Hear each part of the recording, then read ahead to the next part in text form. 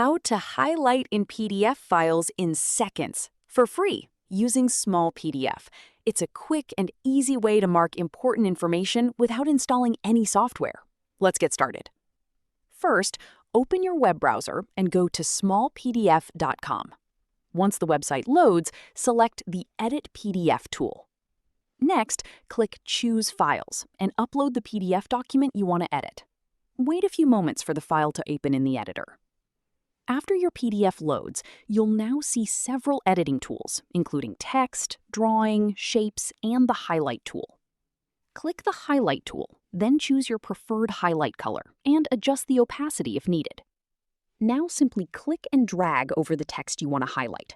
You can repeat this for any other sections you want to mark throughout the document. Once you've finished editing, click Finish or Download, depending on the options shown.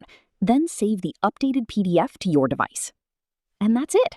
Found this tutorial helpful? Don't forget to leave a like, subscribe to the channel, and turn on notifications for more TikTok tips and easy how-to tutorials. Thanks for watching, and I'll see you in the next video.